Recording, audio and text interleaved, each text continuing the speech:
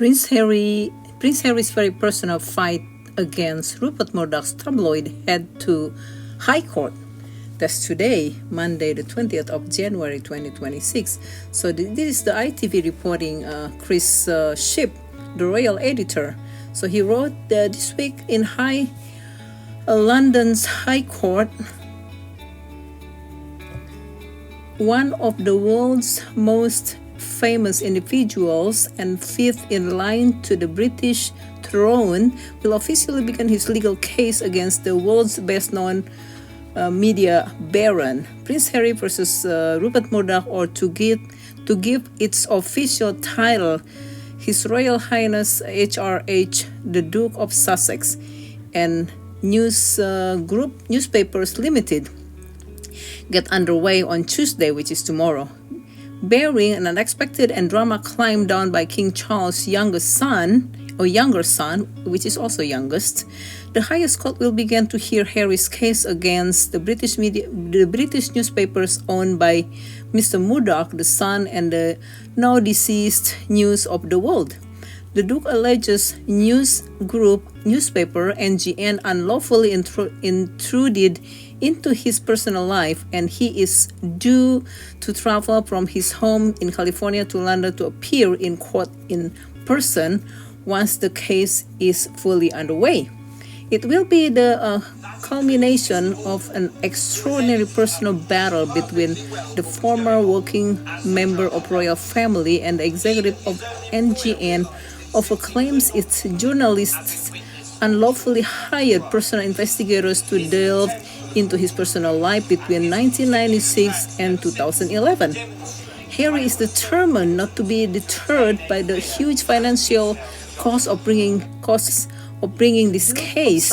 In fact, he regards himself as one of the only handful of people with the means to carry on the fight after fellow accuser Hugh Grant and several dozen of other claimants settled their cases against NGN out of court. Having been warned, the legal costs could be crippling even for the wealthiest celebrities among them.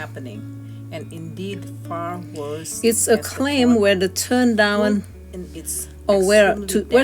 settlement after Mr. Murdoch's media empire then awarded less money in damages by the court then they become liable for millions of pounds worth of legal fees on both sides.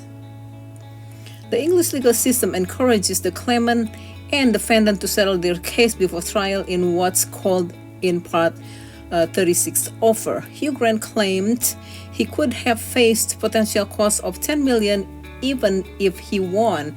Grant said NGN lawyers offered him an enormous sum, and so he backed out of the fight.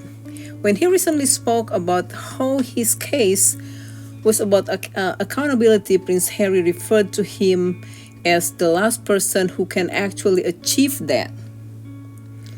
One other surviving case will be heard alongside Prince Harry. It is Lord Tom Watson, the former deputy leader of the Labour Party and long-time campaigner over allegations of phone hacking and other examples of UIG, unlawful information gathering. NGN is part of the media giant News Corp, which was founded by Rupert Murdoch, unlike previous legal proceeding of phone hacking, which was blamed on a small number of individuals. A win for the Dukes of Sussex in this case could leave NGN being found guilty of corporate level wrongdoing. That is what motivates Prince Harry and why he is determined to pursue this matter until the very end, no matter what the financial costs. NGN closed down the News of the World, its big-selling Sunday tabloids, in 2011 and apologized for the practices used by some of its journalists. But it denies Prince Harry's claim of cover-up on a widespread scale by NGN's senior management. Harry has been success against another newspaper group, the owners of the Mirror. In 2023, he gave evidence in person and will do so again now. But The court will not hear any evidence related to the practice of the phone hacking, covertly listening to voicemails on the other people's phone, as Harry exceeded the time allowance allowed by law to bring those cases. NGN will argue once again that Prince Harry has run out of time to bring this claim and will attempt to explain how each news article in question the court will examine around 30 was not written as a result of unlawful information gathering.